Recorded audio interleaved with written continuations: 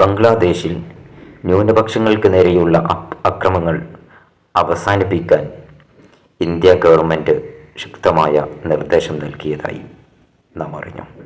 വളരെ നല്ല നിലപാട്, എല്ലാവിധ പിന്തുണയും അറിയിച്ചുകൊണ്ട് ഈ ഒരു നിലപാട് മലർന്നു കിടന്ന് തുപ്പുന്നതിന് തുല്യമാണ് എന്ന് പറയാതിരിക്കാൻ വയ്യ.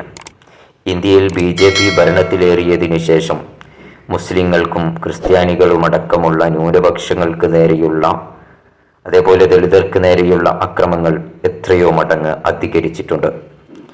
അത് അവസാനിപ്പിക്കാനോ ഈ അക്രമങ്ങൾ അയച്ചുവിടുന്നവരെ പിടിച്ചുകെട്ടാനോ ഇന്ത്യൻ ഭരണകൂടം വ്യക്തമായിട്ടും ഇതുവരെ തയ്യാറായിട്ടില്ല.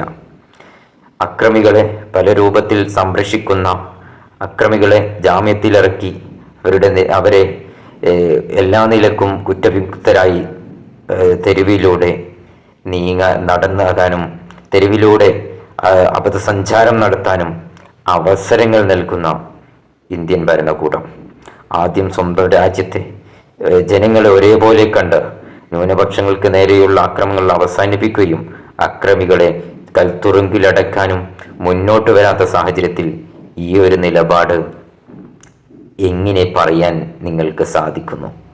ആദ്യം സ്വന്തം രാജ്യത്തെ ജനങ്ങളെയല്ലേ നിങ്ങൾ സംരക്ഷിക്കേണ്ടത്? അതിന് സംരക്ഷിക്കാൻ കഴിയാത്തവർ എങ്ങനെയാണ് മറ്റൊരു രാജ്യത്തെ നിലപാടുകളെ, അക്രമങ്ങളെ അപലപിക്കാൻ സാധിക്കുക?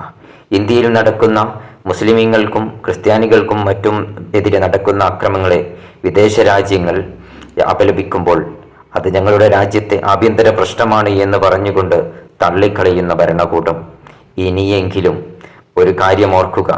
ഇന്ത്യ രാജ്യത്ത് ഹൈന്ദവർ ഭൂരിപക്ഷമാണെങ്കിൽ മറ്റൊരു രാജ്യത്ത് ഹൈന്ദവർ ന്യൂനപക്ഷമാണ്. ഒരു രാജ്യത്ത് മുസ്ലിങ്ങൾ ന്യൂനപക്ഷമാണ് എങ്കിൽ മറ്റൊരു രാജ്യത്ത് ഭൂരിപക്ഷമാണ്. ഇതാണ് ലോകത്തിൻ്റെ ഘടന. ആ തിരിച്ചറിവ് ഭരണകൂടത്തിനുണ്ടാവണം.